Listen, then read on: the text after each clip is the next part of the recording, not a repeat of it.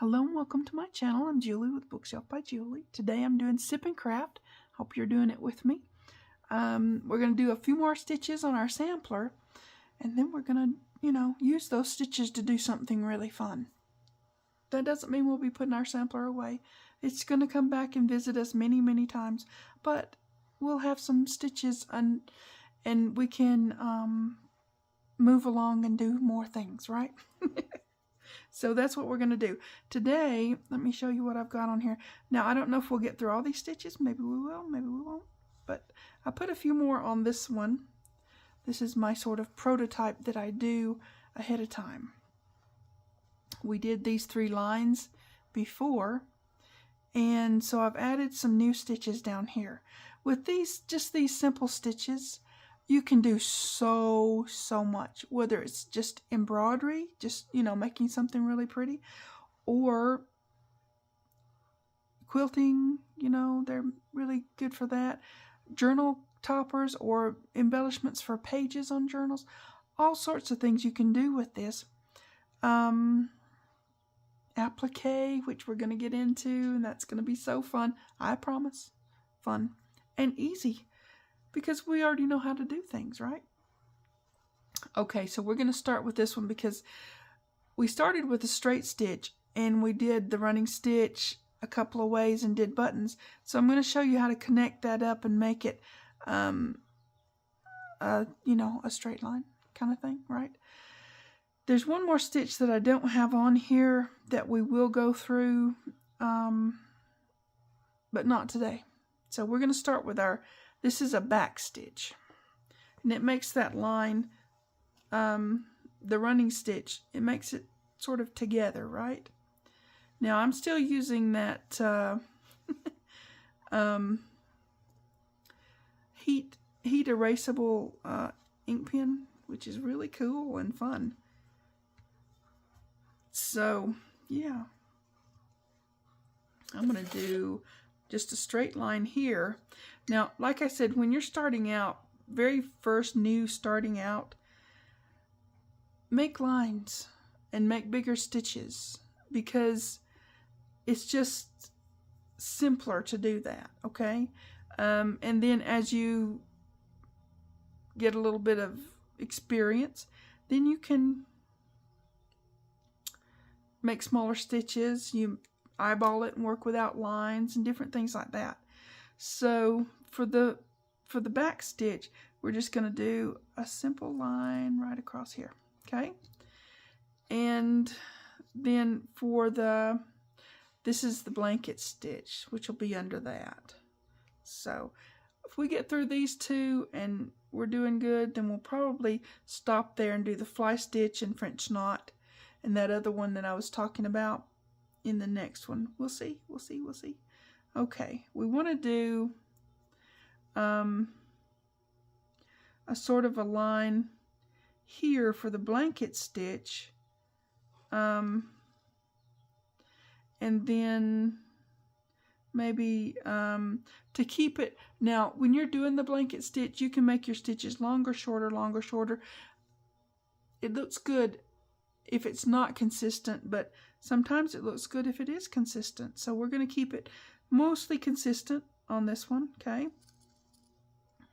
All right, that's what we're going to do for now. If we have time, we'll do another one, but yeah, we'll do this for now, okay?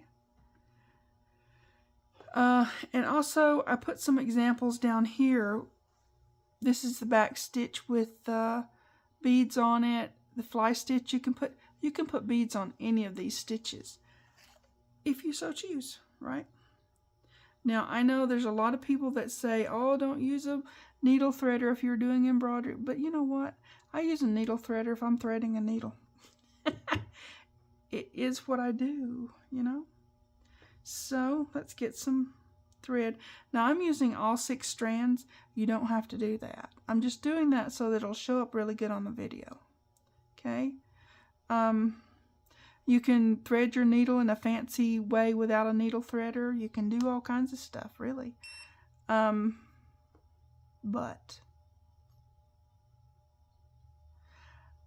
it's easier, especially on camera, but it's also easier if you're a beginner to use a needle threader. So just make you a knot. Doesn't have to be a fancy schmancy knot, just to hold on to the thread if you can, and rub your fingers together. It makes a knot, okay? Or tie a knot any way you want. Whatever's easiest for you, do that, okay? So my little iron's trying to go to sleepy on me. Okay, now as you notice, we're not using a hoop or anything like that yet, okay? But we will eventually. So on this back stitch, we're going to start here, not at the front of the line, but here, over from the front of the line, okay? Because we're going to go back there and make our stitch. So, and bring it forward like so. Yeah. Just that simple. It's a forward and a back and a forward and a back. It's really easy. And you can do this any which way you want. This is good for doing a lot of different things. Even if you're hemming somebody's pants, you can do this stitch. I mean, hemming your own pants. You can do this stitch, okay? It's one of those things that you can do. You can also get a knot in your, in your thread. And you just give it a little tug and it pulls itself out. So, yeah, it's a fun and easy one. I mean, this one is super simple. It's like doing the running stitch. You know how we went in and out, only at this time you're going back and filling in the blanks, right? And you can make little dots where you think you need to come up at, if you want to do that. Whatever makes it easier for you to do this, because it's just simple and easy. I use this a lot of times when I'm doing an outline on an embroidery, or if there's like a stem on a flower. Now there's a stem stitch, and that's the one I was talking about that eventually we're gonna do. It's sort of a little bit twisted stitch, kind of. But I didn't think we would, start off with that, because it is a little bit, it's not hard. It's a little bit more tricky, I guess. Because for that one, you go back in here and then go under. It's a thing. I'll make it easy, I promise. I promise that at the front of this. And we're going to make it easy, always easy. So that you can do this at the end of the day. You can figure this out. And what they called things a long time ago and what they call them now is a little different. I was looking at this one person doing some stitching, and they called it something, and I go, what? So, just saying. There's a lot of different ways to do a lot of different stitches, and everybody does it differently in their own style, I guess. So, a chain stitch and a split stitch. Now that, to me, is splitting hairs, kind of, because it's kind of the same thing, just a little different. But there are different variations of the same thing. So a chain stitch is another one we'll get into. But right now we're keeping it super, super simple and easy. These are good things to practice. When you get these down and you can do this several times. Make you several lines on your sampler, and until you can get them to go in just right the way you want them to go. They don't have to be perfect. Just easy for you to do, right? Just simple and easy. And the more you practice, the better you get at it. And I wouldn't suggest watching a lot of videos where they're doing all the stitches all at the same time, because that's not going to help. What's going to help is just taking 1 or 2 stitches and figuring those out and practicing them, and then moving to the next stitches, right? So, yeah. Just keep it simple and easy. You just go in there just like you were going to do the back stitch and just pull it right through. And start right at where you ended on the last one. Just start right there and put it right through. How simple and easy is that? So, like so.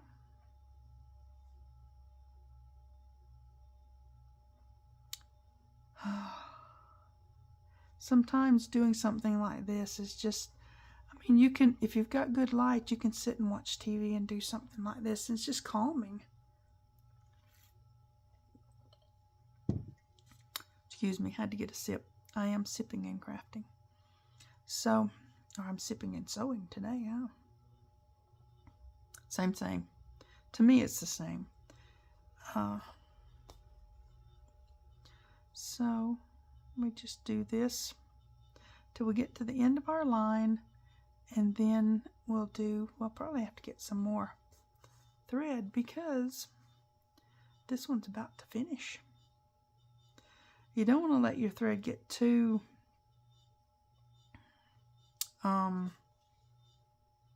close to the end, because it's really hard to tie it off when you do that. So just right up through there, and then we'll go down here. It makes a little short stitch, but that's fine. Yep. And then onto our back. We're going to do, you can tie it off any which way you want. I just usually do this number where if I've got enough thread left. Let's see, my thread's really tangling up on me. Okay. Never mind. I'm going to do it this is the easy way anyways. It's just if you've got it on your needle and you've got enough room, you just, whip it around through there a few times and go ahead and do that. Tie a knot. Now some people, especially people who embroider a lot and they have, their ways of doing things, they don't believe in knots. I don't know why. I was like, hey, nobody's going to see this anyways, and I don't want my threads coming loose. I'm just funny that way. So I'm fine with a knot. Some of them would rather put a dot of glue on there. I don't know, that might hold, but I don't know.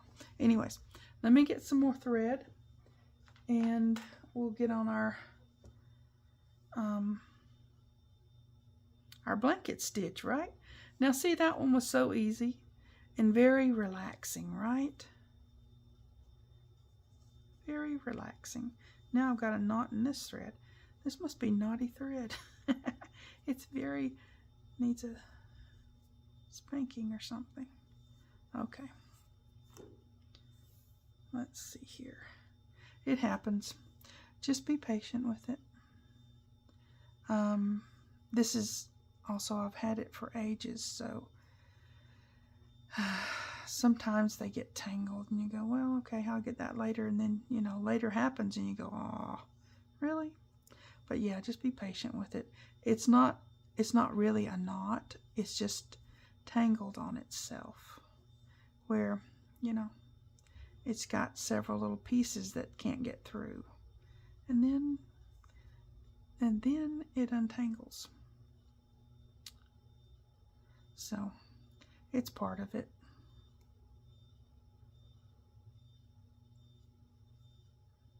Yeah, it's all part of the thing. We have, where'd my needle go? Hold on to your needle. Those things can come back and haunt you later.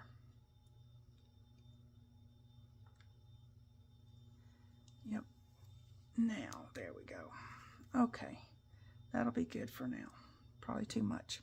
If you get too much thread, let's see. If you get too much thread, it can get frayed. So you don't really want to get too much at one time. I'll get that knot out before our next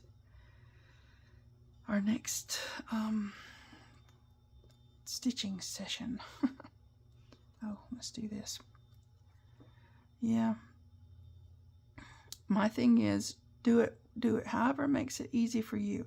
For me, especially on camera, I want to use the needle threader because, well, for one thing, on this one I was putting beads in, and you need a smaller eye for a needle if you're going to put beads and such. If you're not putting beads, you don't have to worry about that. So, yeah, just pull it right through or pull that right out. It happens. I'm going to go through several using this small-eyed needle. I always keep pliers nearby. It's the old quilting days. Really. I always kept pliers nearby, needle nose pliers, when I was quilting, because when you're hand stitching, sometimes it's really hard to get the needle to pull through all those layers, and you need something like pliers to pull it through with. So yeah, that's why. Okay, then just do that number, toss that guy, because he's done. Didn't last very long, did it? Okay, now this is my way of starting. Lots of people start different ways, okay? I'm not saying they're wrong, but I like doing it this way, okay? My way of starting a blanket stitch is to go in at the top and get on the front side of your fabric, of course, and then go down here, right under there, and come right back up through there, okay? Now, if you didn't get this, go back and rewind me, because to me, that's the easiest way to start and be consistent, right? So I'm going to go here and here, all right? And you see, I'm holding this thread up there because it's at the top, right? And then you've got it where you want it. Pretty simple. And again, if you need to, make you some dots where you want your thread, where you want your needle to go in and come up. Whatever makes it easy for you, right? Whatever makes it easy. Then we just pull that and keep it taut. I like to keep mine up at the top. Now this is just if you're going in a straight line. A blanket stitch can go in a circle, it can turn a corner, it does all the things. A blanket stitch we will be using a lot when we start doing our applique, because it is the bomb for that. And it looks really nice, right? I mean, a running stitch is great. It's really pretty and decorative. I mean, golly bob, it is. The straight stitch, the back stitch is just really nice. But the blanket stitch, oh yeah, that's the bomb. And like I said, you can make these longer and shorter and make it sort of be a rounded. There's so much you can do. But get this part first. If you haven't learned how to do this part, do this part first. And then you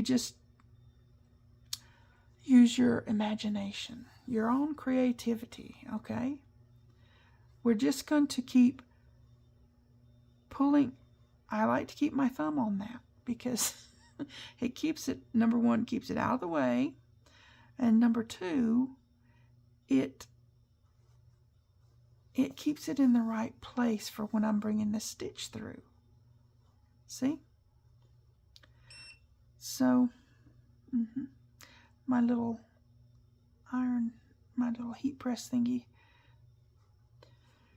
is going to sleep on me. He says I'm taking too long to do anything, so. But yeah, if you keep your thumb on that, it just makes this quick and easy, super simple, right? Just that simple thing, keep your thumb on it. And don't pull it too tight because you will get a bulge there.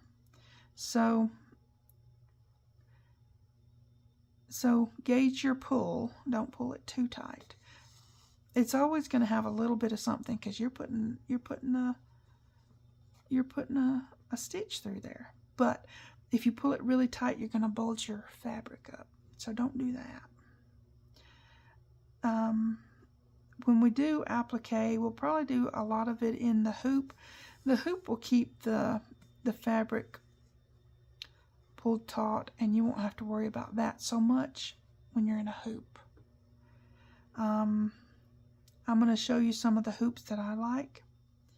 I like the ones that are more squared or rectangular or something like that. You don't have to spend a lot of money to get a hoop. You can get the PVC looking ones, you know, look like a PVC pipe. That's what they are. Anyways, those are nice. I like those. The Nurge hoops. Now that's new since I was embroidering years ago. I like those. And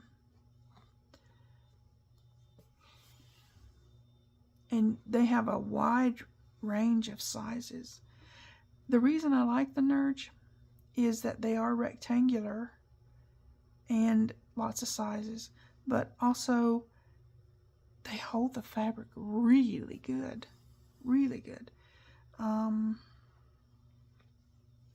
I'll show you some of mine in a future video coming to a YouTube channel near you. But yeah, they're really cool. I've got the PVC kind. I had some years ago when I was doing quilting, because when you embroider or do applique on quilts, you need to hold them still. And the PVC pipe kind was the best kind for that type thing, okay? Okay, so now we're at the end of our line, and I'm just going to go right back in here, like so, and go to the back and tie it off. Don't pull it too tight, but get it snug, right? Okay. So this time I should have plenty of thread to do my little twist around thingy. This will come back when I'm doing the French knot. This is my cheater French knot, actually. So if you want to practice this, it's a thing. 1, 2, 3, and then pull it down. That's a French knot, really. Okay. Where's my scissors? Okay, so we've got our blanket stitch, we've got our back stitch, and they look really nice. Now, you can do, when you're practicing these, just like I said, don't let your fabric bulge up on you. Don't pull these too tight. Just practice in a calm, quiet environment. And get them just how you want them. You can put dots down there. Let me get my my little heaty thing, and we're gonna, well, I don't need that part of it. Yes, silly. And just take out those lines at the bottom where the ink pen, I just like doing that, guys. That is so fun. It just disappears completely. It was so funny. When I first saw the the packaging, it said, don't sign legal documents with these pens. And I'm like, really? But now I know, you know. So yeah, really pretty. Just practice. And if you've got your piece of fabric, you've got plenty of space to practice. Just practice, practice, practice. Make you several lines going down. And when you get done, I'm going to show you how we can hang this on the wall. It's cool. I got a thing around here somewhere. So, that's our sip and craft for today. We've got 2 new stitches. I've got green chai tea. We've got 2 new stitches for you to practice.